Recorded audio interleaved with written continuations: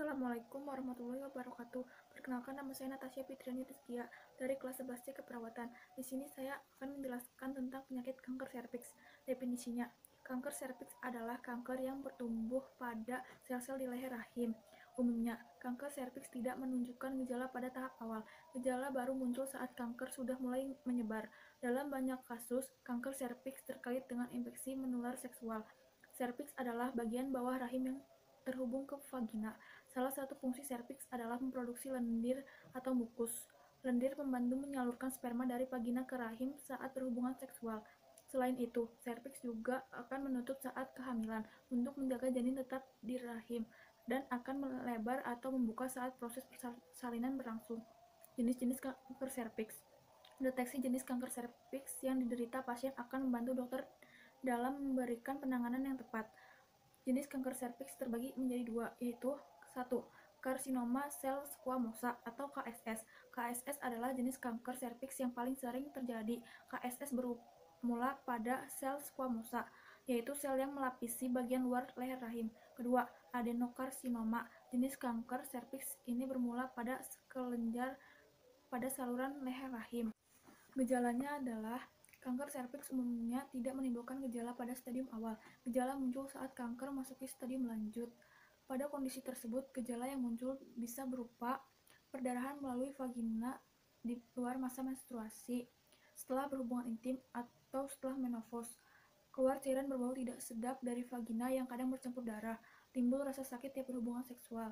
Nyeri panggul. Bila kanker semakin menyebar ke jaringan di sekitarnya, beberapa gejala lain yang dapat meliputi diare, mual dan muntah, kejang, kehilangan selera makan, penurunan berat badan, perut membengkak atau asites, nyeri saat buang air kecil, terdapat darah dalam urin atau hematuria, perdarahan pada dubur saat buang air besar, pembengkakan pada kaki, tubuh mudah lelah.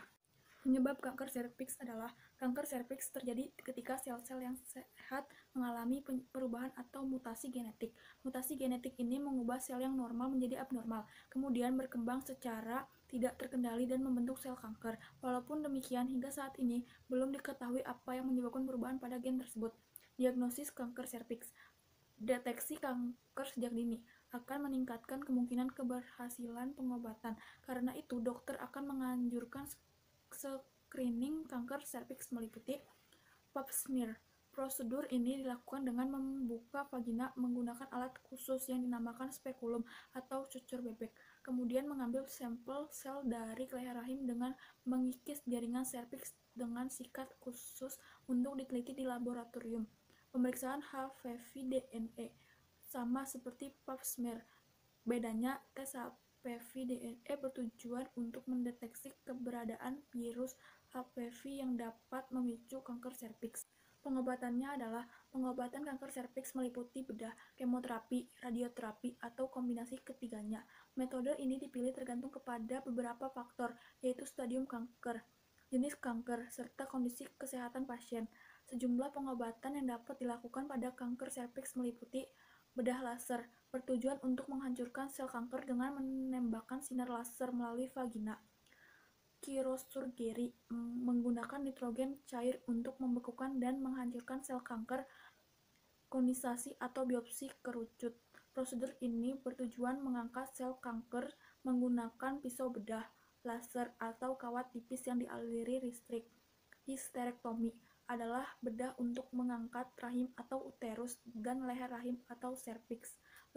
Pencegahannya adalah dapat melakukan beberapa langkah pencegahan guna mengurangi risiko kanker serviks, di antaranya 1. Berhubungan seks secara aman atau menggunakan kondom.